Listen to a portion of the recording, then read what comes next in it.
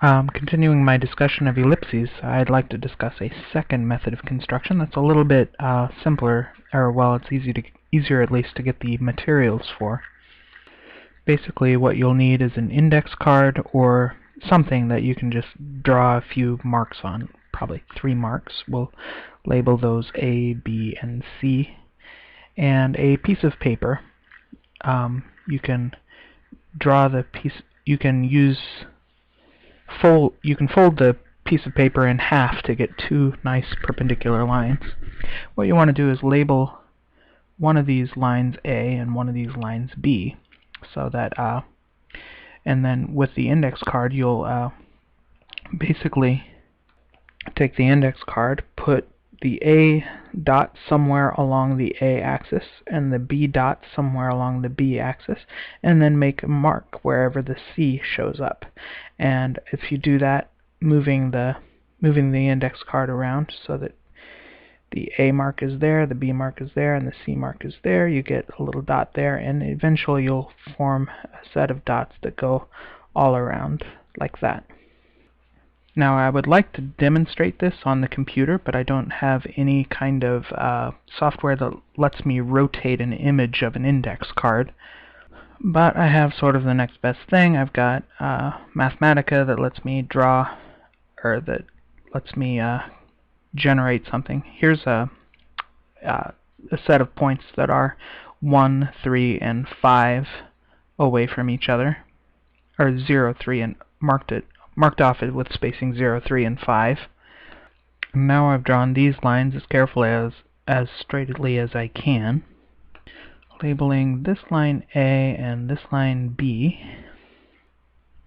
So you'll be using a note card for this, which might make things a little bit simpler, but for now I'm putting a point at C where while A is on line A, B is on line B, and I'll put a point there at C. Now I'm spinning the note card around a little bit. I still put that center dot on the A line and the other dot on the B line, and then make another blue dot where the C is, right here. Then I'm going to rotate the card again, so I'll rotate the card a little bit more and take that part of it. Once again, put the A dot there, the B dot on the horizontal line, and put our little blue dot right about there. And you'll start to see the ellipse beginning to form from those dots. Rotate it a little bit more. Let's put it right around there.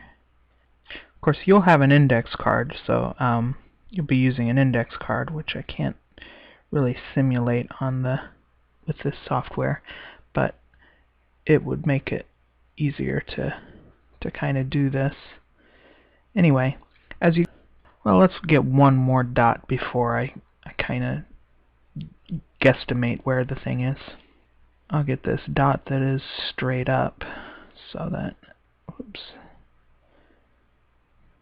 Well, let's make that exactly pi over 2, which is 3.14 divided by 2 is 1.67? No. This is kind of neat. It actually allows me to enter pi over 2 into the little box, and then it shows me straight up.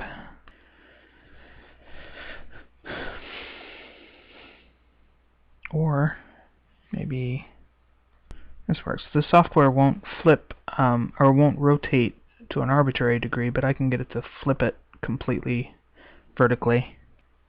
And then take this part, Control C, Control V, and edit flip horizontal, and bring that down. And now we got basically what our ellipse would look like. Now, coming back to that index card, I actually selected the lengths of these for a particular reason. If you've marked off your index card with an A and a B and a C, oops, with the A and the B and the C. One of these lengths here is the length of the minor axis. If you have the BC, that is, we'll call this B, lowercase b being the semi-minor axis.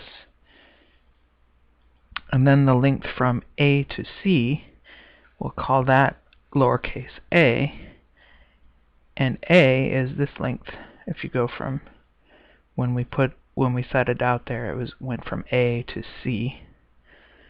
So A is the length of the semi-major axis. And now what I'd like to do is figure out the distance to the focal points. Now, in order to find the focal points, I'm going to use what we did in the construction before, to remember that if we took a string of this length and then took that string and kind of bent it in half, say draw it up to here, so that center point is where the center, and then use basically this length of string coming down this way. I'll just go ahead and see if I can get the angle on that. Now, of course, you would use your index card. Let me get that on the right layer. Okay, and so what you're going to do is take your index card and put A at that point there, and see where your index card comes down to and meets this line here. Let me draw that in. So where those two lines cross is where the focal point is. Notice it's really far over there towards the edge. But what if we wanted to get like, given A and B, what's the distance to this focal point? So if this is F, the distance from the center to the focal point, and this is B, the length of the semi-major axis, and what is this?